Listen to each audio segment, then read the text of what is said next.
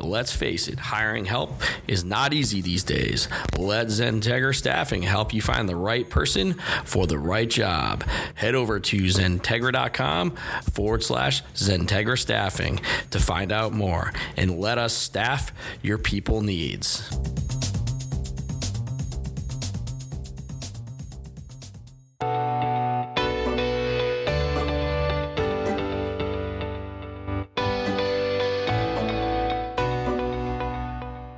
Welcome to another Citrix session with your host, Andy Whiteside and Bill Sutton, your source for all things Citrix.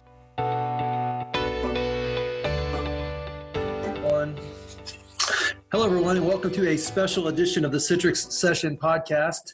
I've got Harvey Green, a sales engineer at XenTegra with me. I've got Randy Price, another one of our sales engineers, as well as Chris Doran, who runs our networking practice, which includes the Citrix networking components of the Citrix ADC as well as the Citrix SD-WAN technologies. We wanted to grab this group together because there's a lot of things going on regarding the Citrix vulnerability that's out there. It has been since late December, and there's a ton of exploits and publishing of how to exploit that. And so we want to give our team, Citrix team, and other customers a way to learn more about that and hear us kind of talk through it. So with that, I'm gonna let Harvey Green kind of chime in and tell us what this is all about and give a kind of high level overview.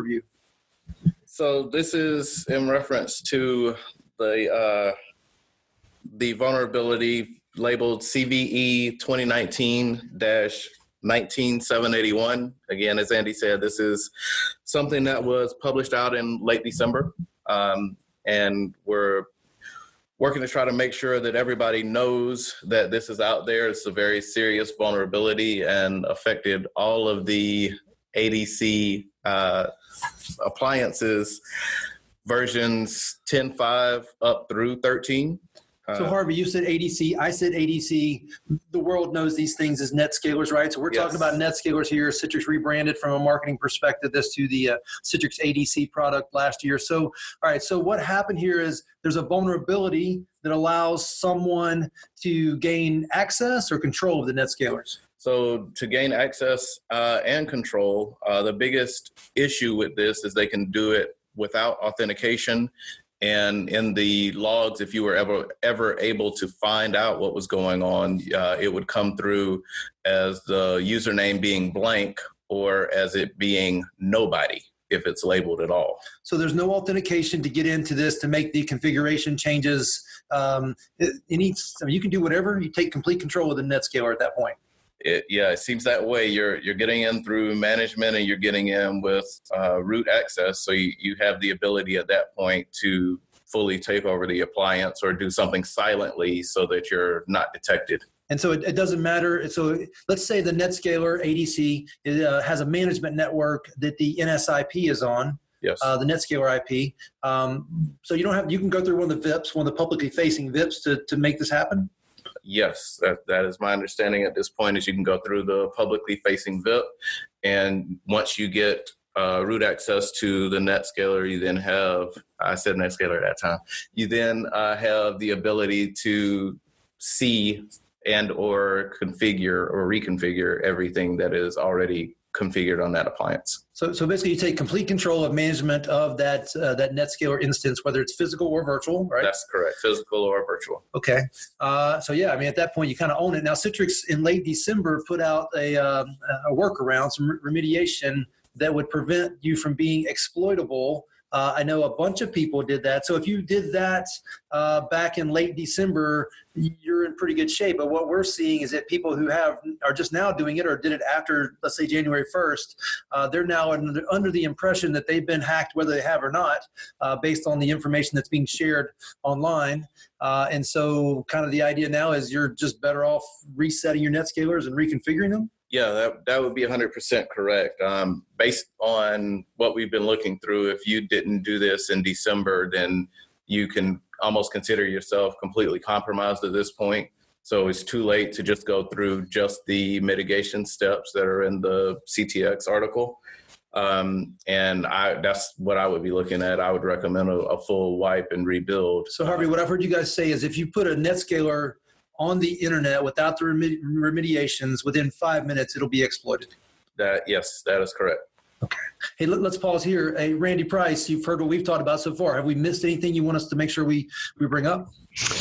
No, I think you guys covered most of it. I guess the only thing to point out too, right, even if you apply the mitigations, there are specific release builds of 12.1 where there's a bug that exists, right, to where these responder and rewrite policies are not taking effect. So you definitely want to, ensure if you did apply the mitigation, the responder policies, you check your firmware build to make sure you're not running one of those versions, right? Because if that's the case, then you need to most likely follow the, some of those actions like Harvey is speaking to, right? Going through a refresh, if you will, or a factory reset of the ADC itself.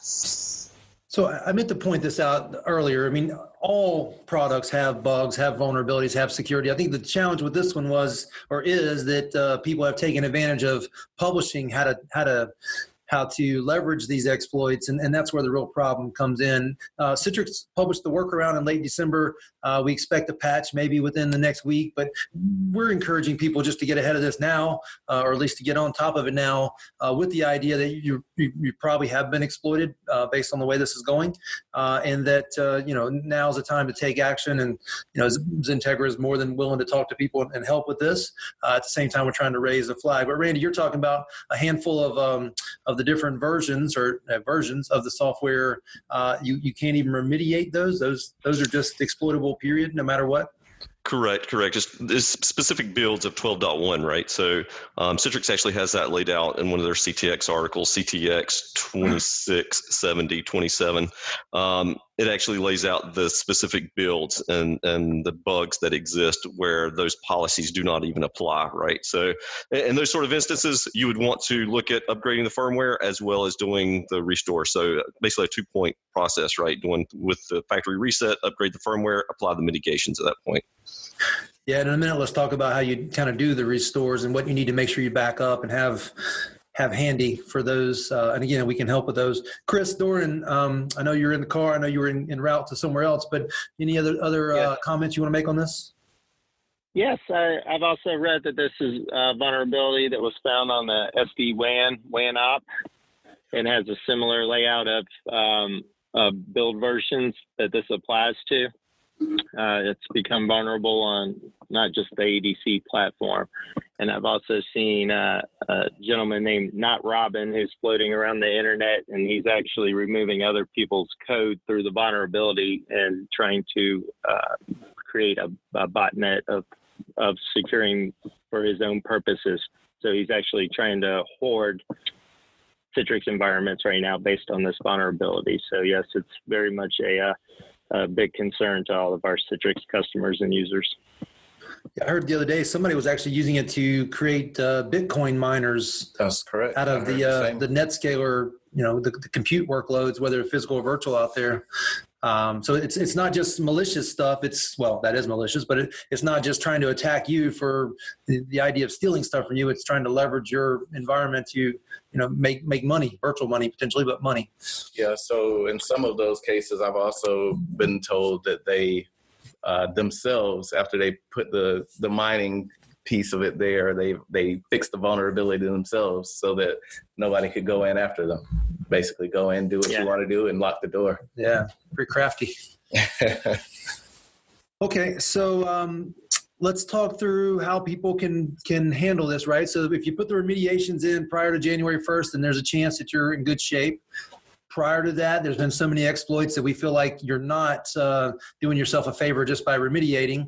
So at this point, it's really a matter of stripping your NetScalers down or reapplying the firmware, the latest firmware more than likely, and reapplying your configurations. And the way you would do that is by maybe grabbing your NSConfig file, or is there something more important you should be doing here to get those back up and running? And certs, by the way. Yeah, so it's funny you should bring up certs.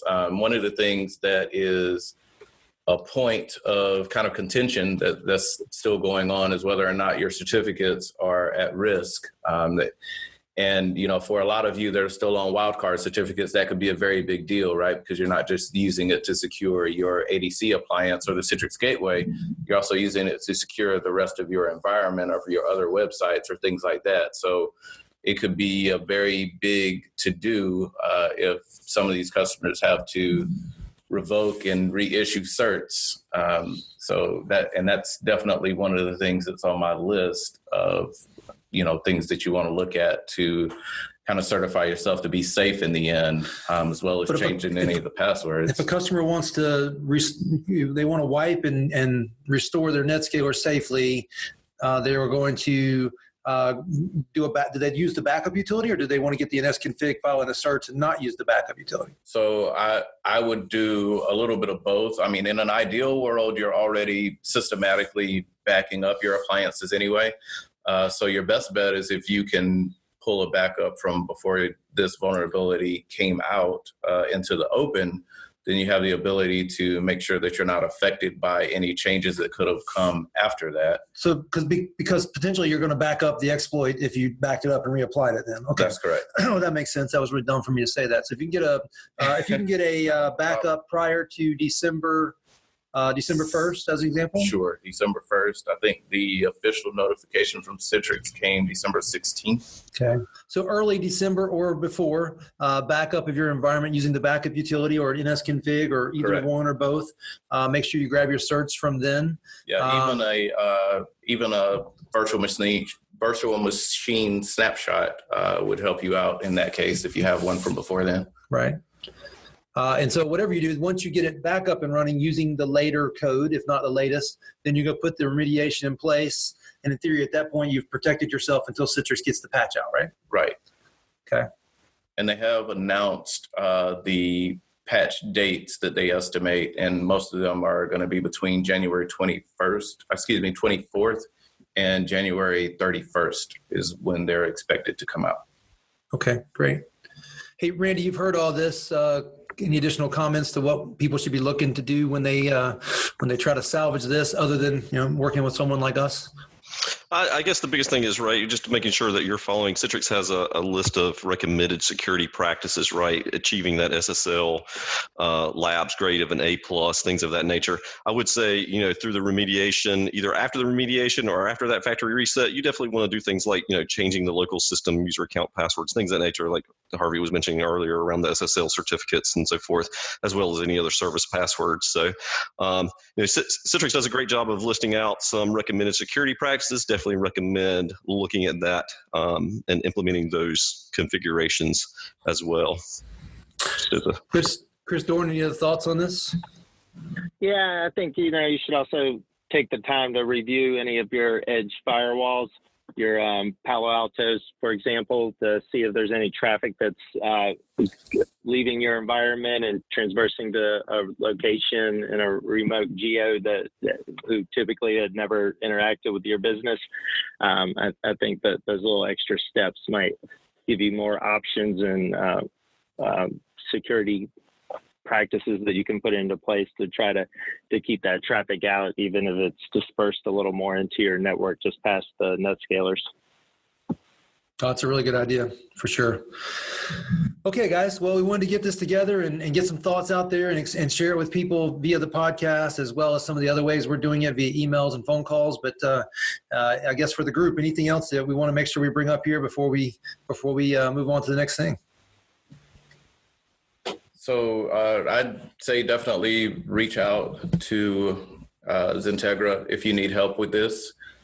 We've got plenty of trained staff to make sure that we can help with securing your environment to the best way that we can and that we're able at this point. Just want to make sure that everybody knows that we are ready and available to help you through this. Yeah, good. Randy, anything else? Just reiterating what Harvey said there, right? We are definitely here ready to help. Time is of the essence and things like this, right? Definitely with urgency and sense of urgency of things going on, especially with known exploits and vulnerabilities here. So definitely reach out if you guys have any questions, concerns. We're here to help. All right. Chris Doran, anything else before we go? No, I think Randy and Harvey and yourself all summed it up best. Okay. Just reach out to us. We're more than happy to help. All right. Well, thanks for jumping on, everyone, and hopefully people found value in this, and maybe we'll do this again when we find security related issues in our portfolio of platforms we support. All right, guys. Thank you. Thanks, guys. Thanks for listening to the Citrix Session with your hosts, Andy Whiteside and Bill Sutton. A special thanks to our guests. Podcast produced by Pete Downing. Head over to XenTegra.com/podcast to listen to all podcasts in this series.